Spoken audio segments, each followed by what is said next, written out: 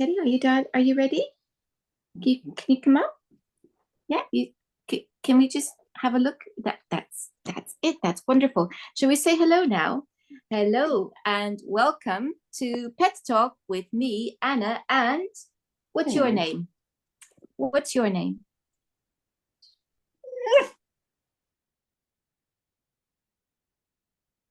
Pet Talk with me, Anna, and Teddy. And our beautiful guest today is Toni Shelbourne. Hello, Toni. Hello. Thank you for inviting me on. It's very exciting. Oh, thank you so much for agreeing to do this. I saw you in an interview with the wonderful Andrew Hale, and you were talking about sleep. And I was very torn as to, because you have this wonderful series of books. Tell us about this series of books. So they're called, our publishing house is called Skinny Dog Books. Myself and Karen Bush, who was the co-writer, who sadly died this year, my loveliest friend and co-author and editor. She had this idea of, let's put everything you need to know about one subject in one book, because often you had to buy a big book with lots of stuff you didn't need to know about, lots of other things.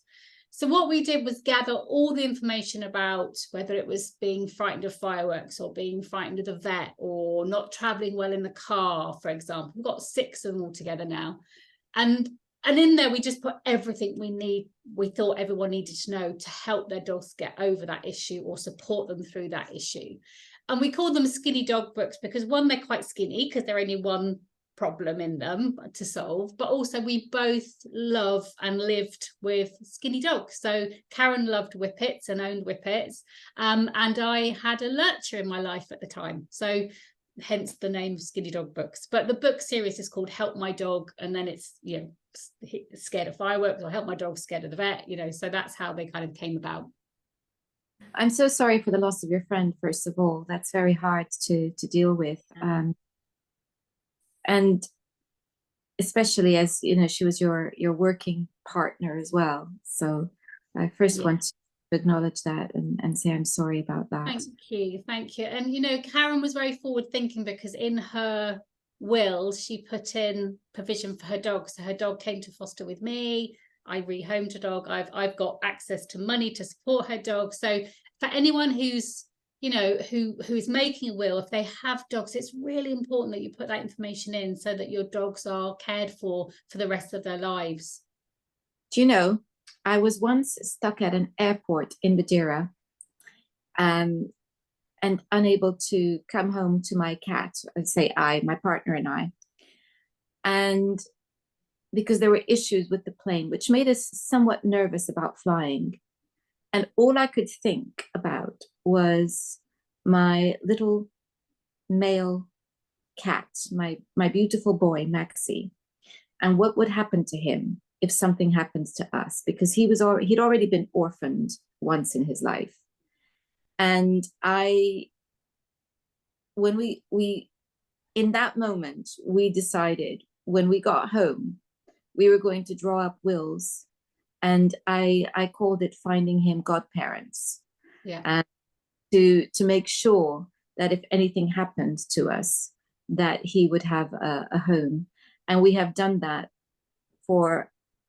we did that for the cat who followed, and we done that for Teddy also, because it really brought it home to us, that experience, what happens to us. And it really, I can remember the absolute pain of thinking what would happen to Maxie, and the fact that he'd already been homeless once before, and never again was it going to happen as far as we were concerned. So it's your friend, absolutely. It's so important to think of those things. Indeed. So other things to think about. And so out of the wonderful list of topics in your books, I chose Help My Dog Is Scared of Fireworks because of the time of year.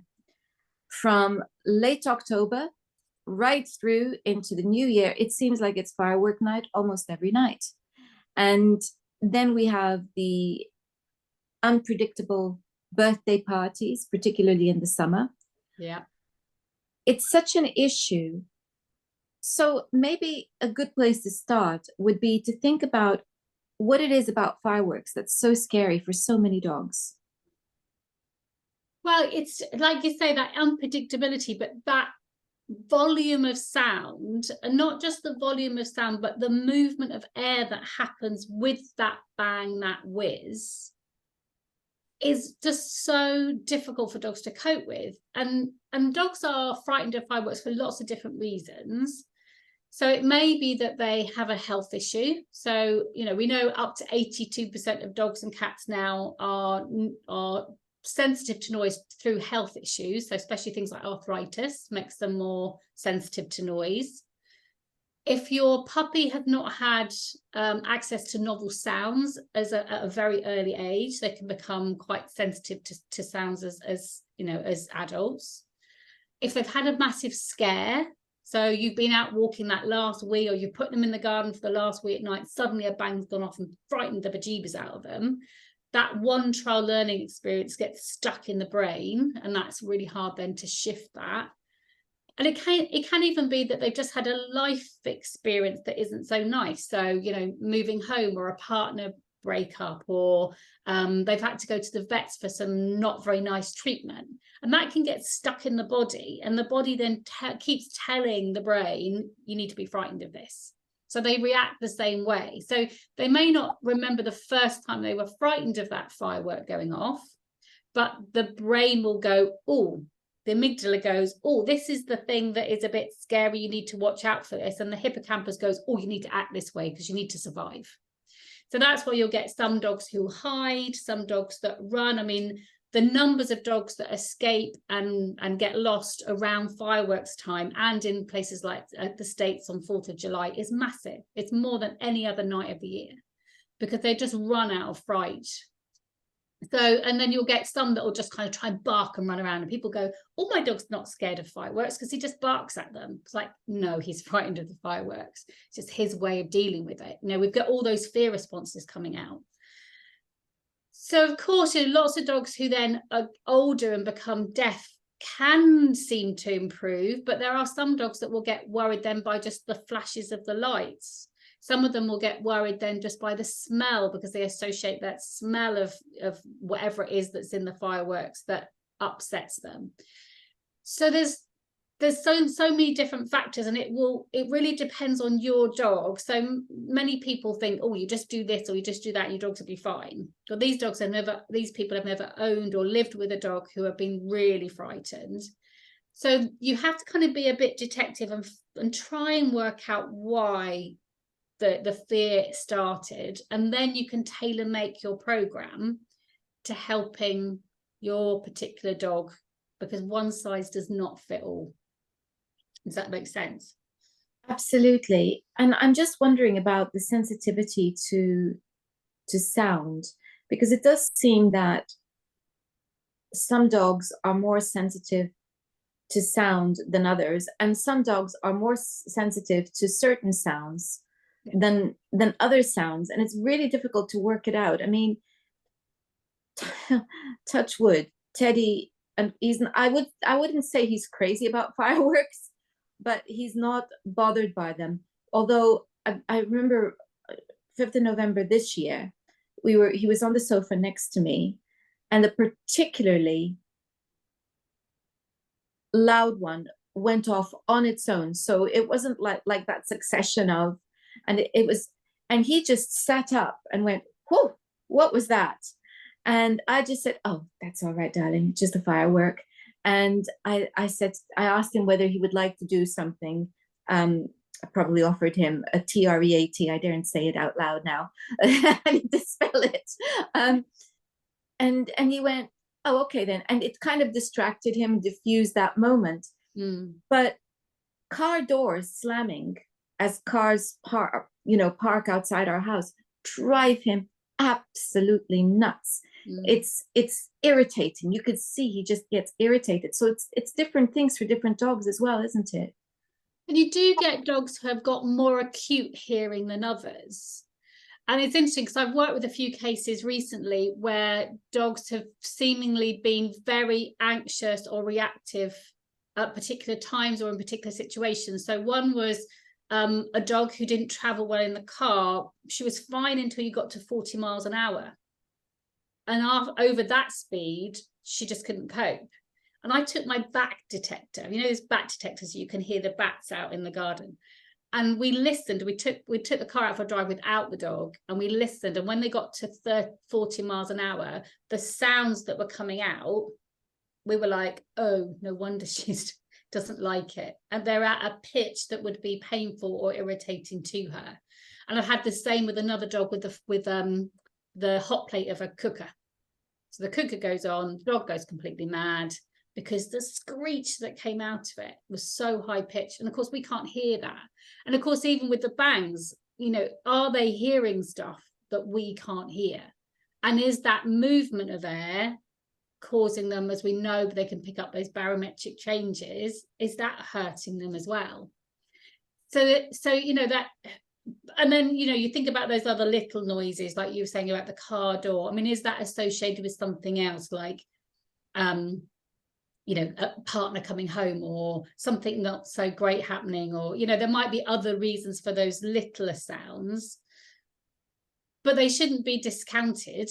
I mean, some dogs, if your dog is anxious about household noises, you can say that they are going to be anxious of fireworks, right? So one dog that lived with me a few years ago, my little chocolate Labrador B, she was a rescue case. She'd been seized by the dog warden from a gypsy encampment. She'd obviously probably, we assume she was stolen and used as a brood, but she'd obviously had puppies. And when I worked with her initially in kennels, she couldn't even stand the sound of an air freshener kind of going psh, and she was sort of duck. So I knew that I had work to do when she came home as a foster and eventually stayed with me, that I needed to support her and prepare her for that season of fireworks. And I did, and she did blinking brilliantly, you know. And that's the thing, many people feel that there isn't anything you can do, but there is, but it just takes a little bit of time and a little bit of effort and a little bit of preparation. So the 1st of October, for example, in anybody's house should be a very important date, because that's the date you start to up your preparation for that hideous season that we're in now, with fireworks just passed and New Year's about to happen. And it doesn't take long, like 10 minutes a day is probably enough, and a little bit of changing of routine, a little bit changing the environment. And then by the time you get to fireworks, your dogs could be so much more comforted, happier, or feel supported by you. So we're recording this in the first few days of December. Yeah. And is it too late to start preparing now? No, not at all. Not at all. I've had some people who have come on a workshop with me, like a beginning of October. They've just done one, you know, 1-day workshop. They've learned some skills. So mainly they've learned the Tellington touch work. They've gone home with all that information, and they've applied the body work and applied the body wraps. And by the time you get to fireworks, I get all of these emails saying, my dog's so much better. Oh my goodness, I had a better one. Oh, I could get them over it. They've recovered quicker. So we get these positive changes. The only time that I find you don't get those positive changes is if there is an underlying health issue that's not been addressed. So if your dog, you know, has arthritis or has some discomfort in the body somewhere, for all my clients, I always say, right, make sure you've got your pain meds topped up and reviewed. Make sure if you regularly see a chiropractor or an osteopath, get a treatment in before the fireworks start, because you want your dog to be as comfortable physically as possible, so that that doesn't affect them emotionally, because physical, mental and emotional balance are all linked. And that's kind of the premise of the Tellington touch work, is that we look to help them be as relaxed and as confident and neutral in their body as possible, because we can't necessarily sit them down and go, oh, there, it's okay, you know, don't worry, it's just firework. But what we can do is help them feel more confident through the body, and then the mental and emotional state follows. So doing a little bit of body work every day between now and fireworks on New Year's Eve, and using a body wrap or a thunder shirt or a t-shirt or something that it's just a little bit close fitting but not tight, just on them enough. It's a bit like, you know, your joggy bottoms. You don't want them, or your pajama bottoms. You don't want it really tight, but you want it on you. That acts like a portable hug or security blanket. The problem is people go, oh, I'm going to put it on because there's a firework gone off. It's too late by that point. You have to have that accumulative effect. So having them wear it for 10, 20 minutes daily, leading up to those periods, plus doing a bit of body work, plus putting a den up if they like to hide, or using some sound masking like white noise, or making sure you've got heavy drapes that kind of dampen the sound down a bit, using your calming products. If the dogs are so upset and so get in such a state that they may be in danger themselves or other people or yourself, then getting those veterinary drugs to help and starting them now, because a lot of them need that lead up time. It's no good going the day before and going, I need something for my dog. And although there are a couple of things that you could try, that's not going to be as good as that preparation time. So I'm thinking about the body work that you were talking about, and Tellington touch. Yeah. What are we doing when we're doing that? Are we encouraging the nervous system to be calmer? Is that what we're doing? So we're going into the parasympathetic nervous system. That's one of the things that happens. When dogs become frightened, or horses, or whichever animal it is, you end up holding tension in your body. So classically, if a dog is frightened of noises, you'll find something going on in the hindquarters and the tail, like the skin will be tight, or they don't want you to touch them there, or the tail's cold, or, you know, the tail is really, really like, it feels like one solid like rod through there rather than lots of different vertebrae. And that's all the kind of holding all that fear. And also the gums and the lips, you know, if you think when you're emotional, it always comes out via our mouths. You know, we might chew our nails, or we might get a dry mouth, or we might get a bit shouty, or, you know, we might not talk at all. Something happens with our mouths. So these are kind of key areas to kind of address with the dogs, because they'll hold that tension there. So again, it's telling the body, telling the brain, you need to continue to be frightened. So the body work we do is almost like setting the body back into what I call is resetting the blueprint, or Linda Tellington-Jones talks about turning light bulbs back on in dark areas. So we're getting those parts of the body to be softer, more neutral, putting the animals in a confident state. So that's one of the things that happens when we do the body work. We're also having releases of neurotransmitters, serotonin, dopamine, oxytocin, those ones that are going to counteract our stress hormones. And the other interesting thing, and they've done this experiment twice, I think 20 years apart, where they've measured brain waves. And we've all got 4 brain waves, and they all are active at different times, us as well as animals.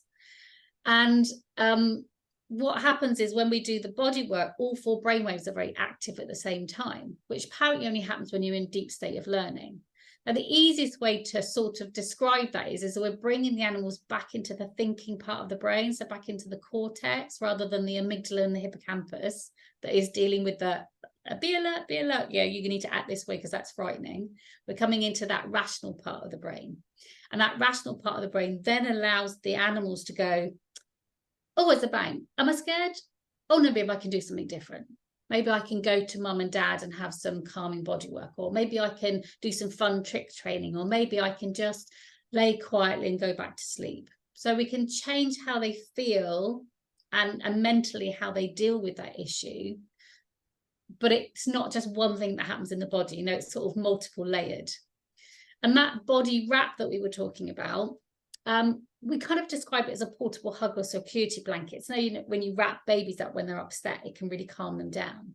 So we liken it to that, really. It can just help them to just feel a little bit more settled, a little bit more confident, gives them body awareness as well. So if they used to run around or shake or spin or do something stereotypical, kind of just teaches them, well, do you know what you're doing? Oh, why am I doing that? Well, I can change that. So if you know what you do, you've got that ability then to change that behavior. So it's a comforter, but also an awareness bringer as well.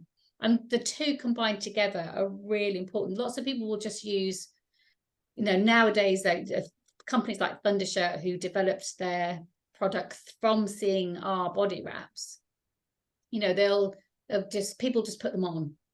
And that's not enough. Sometimes you need to do the body work as well, but combine the two and they can be really strong. I love that. And I'm just thinking about if a dog has had a particularly stressful year and they've never been afraid of fireworks, but they're really tense, this potentially could be the year in which they go, it's too much. Yeah. Because maybe, and it would make me think about that, was you were talking about dogs with arthritis and other pain issues. If they're already tense, but they've never had too much issue with fireworks, it doesn't mean that they weren't tense around the fireworks. But now you've got a combination of the two things where the body is already tense and it's just tensing up more, which would create more pain, I would think. Yeah. Yeah. And we know that dogs who are in stressful situations feel pain more intensely. Definitely. Because their sensitivity is heightened. And that probably is true of us to a certain extent, at least, as well. And that's why when people say, well, my dog used to be fine with fireworks, but now they're a bit older, they've started to react. And if those dogs are not yet having support for their arthritis, that's the first channel I'll go down.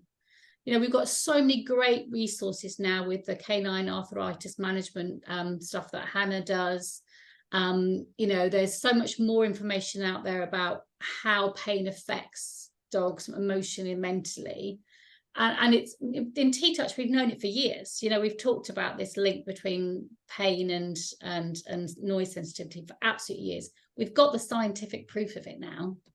So it has to be, if your older dog is starting to react to fireworks and they haven't in younger years, then you've got to go down that route of having a thorough vet check, maybe having some pain meds, supporting with other lovely therapies, whether that's physio or chiropractic work or whatever it is that they need. It's really important. So many thoughts are coming through my mind all at once now. But I was just thinking about how, you know, it's following the lines of sometimes we take it for granted that they're okay because they're not doing the big showy barking, trembling, you know, the obvious things. But I'm just wondering, are there little things that can tell us that they're tolerating it but not liking it? Because it would be worth knowing that so that we could help them at that point, so that if they're having a bad year, they've already had that help advance. Yeah. And it's interesting you say that, because pretty much quite a huge proportion of my caseload dogs at the moment I'm working with have all reported a worsening of their behavior. And even when the owners have said to me, and I say owners, but we know that it is pet guardians, but most people use that term owner. Most of them say to me, no, my dog was all sort of all right. And I'm like, were they? Because their behavior has changed.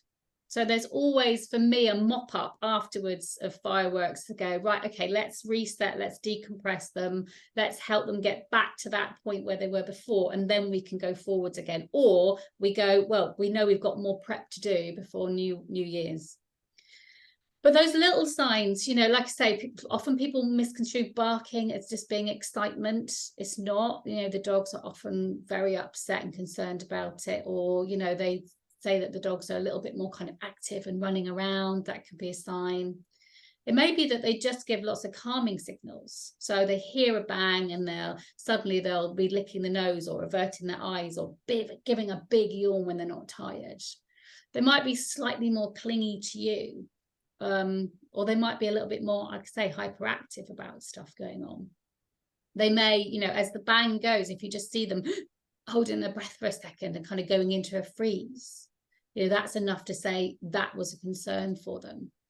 And it is really important about what we do as pet guardians, for how we are, because you know, we often get very upset on behalf of our dogs, but our dogs don't know they're upset for them. They just see us upset. Or I often say to people, what's the first thing that you do when your dog hears a bang? And people often go, well, I hold my breath and I look at my dog and wait for them to react. I'm like, okay, so your dog's picking up that you're anxious as well at that point. So it's really important that we also check our own emotions and what we do. We need to just be really relaxed about it. You know, we don't need to talk to them. We can touch them, because what are we always told? Don't touch your dog, don't make that worse. It doesn't make them worse, it gives them support. But how we touch them can make a significant difference. So we don't want to be going, oh, they're that old baby, or so, oh my goodness. You know, we can, some breeds, we know we can talk them to death. You know? So those golden retrievers, if you talk to them and went all like that, they'd be going, oh my, I must be really, really frightened if you do that. I'm not picking on just golden retrievers, honestly. But, you know, so us being confident, you know, relaxed, how we act around them is really important. But yeah, it's about looking for those little tiny signs, as you said, because studies say that pretty much most dogs will become fearful of fireworks in their first year. If they're okay after their first year, they're generally okay as adults. And then you get that decrease of as they get older and their arthritis or any other health conditions kick in. But yeah, it's an interesting one, isn't it? It's like looking at those little signs is really important. And it's the recovery rate as well. How quickly do they recover? That's another sign. Do they want to go for a walk the next day? Or can you let them out for a pee last thing at night? Or are they a little bit hesitant? You know, that again gives us clues about whether they've coped or not. It's interesting you mentioned golden retrievers, and immediately I thought, well, they're particularly sensitive to our reactions because they're so responsive to us. Yeah. So, you know, I think, you know, breeds that are more responsive, more trained to, or more bred to have close contact with us, of which of course labs, goldies, and I think cockapoos are definitely in that category. They really watch us very, very carefully. They're not the independent terrier breeds, although I'm not saying that they wouldn't be watching us, because all dogs watch us. Yeah. I'm just saying that some dogs are particularly attuned to us. And I think we always have to watch our behavior and our reactions. And that's especially the case if your dog is very attuned to you. And yes, we have to stay calm, even if our heart feels like it's breaking because we've got a dog that's shaking and we don't know we've done everything, we don't know what to do anymore. We still have to stay calm. And that's the great thing about the Tellington Touch stuff, is it gives you something practical to do. So you don't feel helpless and you feel like your dog is getting better. I'll tell you the story of Buzz, my dog that lived with me when I first started training as a T-Touch practitioner.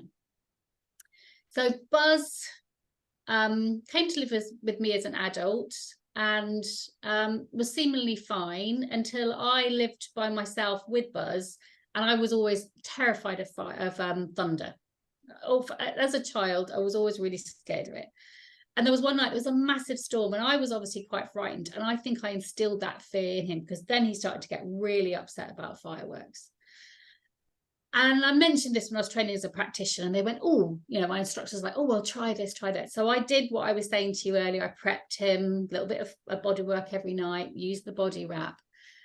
The first year he went from, you know, the year before he'd be under the coffee table, digging, panting, couldn't get him out for a last night wee, really distressed. The first year I did the T-Touch prep with him, he was able to lay beside me on the sofa and sleep. And he had his body wrap on for the whole evening. And if there was a particularly loud one, he'd wake up and he'd kind of just look up, and I just reach out, wouldn't say anything. I just start doing a little bit more of the touches. Within a minute or so, he'd settle back down and go back to sleep. And every year he just got better and better and better, to the point where one year he actually asked to go outside when the fireworks were going off. And I was like, is this my dog? It's just like, oh my goodness. He was like, oh yeah, I'm fine with it now. And that's not to say I'd ever leave him on his own, because I think it's really important we're there to support our dogs. It doesn't matter if they are severely or only mildly anxious, we have to be there for them. But every year, because I prepped him, his anxiety about it just reduced. His recovery rate was instant rather than, 12 hours. That's fantastic. And it is a very hopeful note on which to end our conversation today. Thank you so much, Toni. You're welcome. I've really enjoyed speaking to you. And for the audience, I'm going to be putting a link to your book in the description box. How do they find you if they want your help? So that's really easy, because you can just find me via my website, which is tonishelbourne.co.uk. So just if you remember my name, then you'll find me really easily. Well, I'll be putting a link to that in the description box as well, so that people can find you even more easily. Brilliant, thank you. And we've got online courses as well as the book, and they could be self-paced, or you can do live courses with me as well. So there's lots of ways to get in touch and get help.